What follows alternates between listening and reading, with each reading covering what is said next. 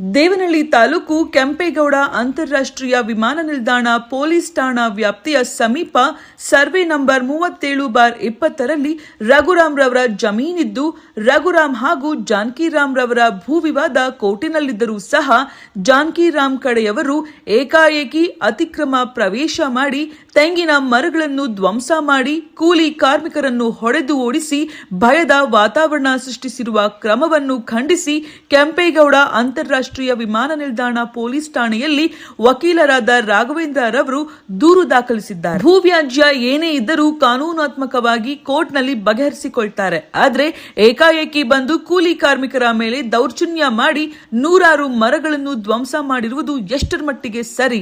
ಪೊಲೀಸರು ನ್ಯಾಯ ಕೊಡುವ ಭರವಸೆಯಿಂದ ದೂರು ನೀಡುತ್ತಿದ್ದೇವೆ ಎಂದಿದ್ದಾರೆ.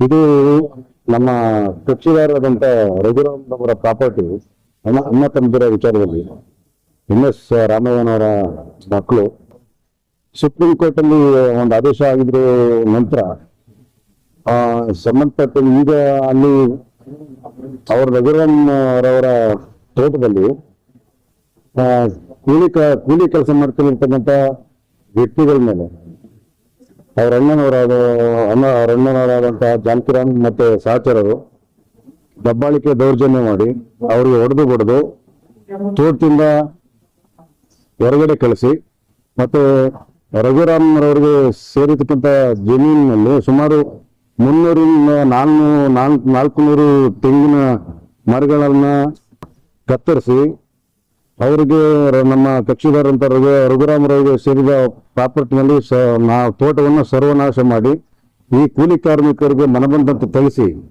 ಅವ್ರಿಗೆಲ್ಲ ಜೀವ ಬೆದರಿಕೆ ಹಾಕಿರೋ ದಿಶೆಯಿಂದ ನಾವು ಇಲ್ಲಿ ಬೆಂಗಳೂರಿನ ನಮ್ಮ ಕೆಂಪೇಗೌಡ ಅಂತಾರಾಷ್ಟ್ರೀಯ ವಿಮಾನ ನಿಲ್ದಾಣ ಪೊಲೀಸ್ ಠಾಣೆಯಲ್ಲಿ ದೂರು ಕೊಡ್ಲಿಕ್ಕೆ ಬಂದಿದ್ದೇವೆ. 600 ಎಕರೆ ಜಮೀನು ಅದರಲ್ಲಿ ನಮ್ಮ ಕಕ್ಷಿದಾರಿಗೆ ಸಾಮಾನ್ಯವಾಗಿ ಸುಮಾರು 200-300 ಎಕರೆ ಹತ್ರ ಅವ್ರೀಗ ಅವ್ರ ಪಾರ್ಟಿಷನ್ಸ್ ಮುಖಾಂತರ ಅದು ಇನ್ನೂ ಪೆಂಡಿಂಗ್ ಇದೆ. ನಾವು ಬಂದಿರತಕ್ಕಂಥದ್ದು ಕೂಲಿ ಕಾರ್ಮಿಕರನ್ನ ಮನಬಂದಂತ ತಿಳಿಸಿ ನಮ್ಮ ಆ ತೋಟದಿಂದ ಸರ್ವನಾಶ ಮಾಡ್ಲಿಕ್ಕೋಸ್ಕರ ಯಾಕಂಗ್ ಮಾಡಿದ ಒಂದು ಆ ದೃಷ್ಟಿಯಿಂದ ಕಂಪ್ಲೇಂಟ್ ಕೊಡಕ್ ಬಂದಿರ್ತಕ್ಕಂಥ ಇಷ್ಟೇ.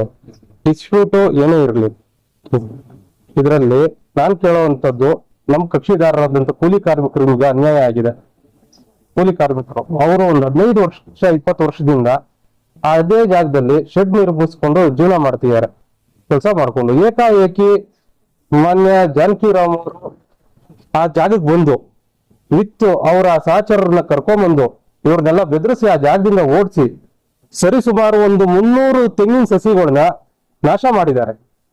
ತಮ್ಮ ಇನ್ಫ್ಲೂಯೆನ್ಸ್, ಹೈಯರ್ ಹ್ಯಾಂಡ್, ರಾಜಕೀಯ ಪ್ರಭಾವ ಎಲ್ಲ ಬಳಸ್ಕೊಂಡು ತಮ್ಮ ಇವರ ಜಾಗದಲ್ಲಿ ಏನೇನು ಸಸಿಗಳಿತ್ತು ಎಲ್ಲ ನಾಶ ಮಾಡಿ ಇವ್ರ ಶೆಡ್ನೆಲ್ಲ ಒಡೆದಾಕಿ ಜಾಗದಿಂದ ಓಡಿಸಿ ಇದೆಲ್ಲ ಸಮಸ್ಯೆ ಮಾಡಿದ್ದಾರೆ. ನಮ್ಗೆ ದೊಡ್ಡವ್ರ ವಿಚಾರ ಅಂತ ಏನ್ ನಮ್ಗೆ ಸಮಸ್ಯೆ ಇಲ್ಲ, ನಮ್ಗೆ ಅದ್ರ ವಿಚಾರ ಬೇಡ. ನಮ್ಗೆ ಏನಂದ್ರೆ ಒಬ್ಬ ಕೂಲಿ ಕಾರ್ಮಿಕನಿಗೆ ಇಷ್ಟು ಅನ್ಯಾಯ ಮಾಡುವಂತ ಅವಶ್ಯಕತೆ ಇದೆಯಾ? ಅದನ್ನ ಕಬ್ಜಾ ಮಾಡೋದಕ್ಕೋಸ್ಕರ ಸುಪ್ರೀಂ ಕೋರ್ಟ್ ಏನ್ ಹೇಳಿದೆ, ಅವ್ರ ಕೇಸ್ನ ರಿಮ್ಯಾಂಡ್ ಬ್ಯಾಕ್ ಮಾಡಿ ಹೋಗಿ ಸಿವಿಲ್ ಕೋರ್ಟ್ ಅಲ್ಲಿ ನೋಡ್ಕೊಳ್ಳಿ ಅಂತ ಹೇಳಿದೆ.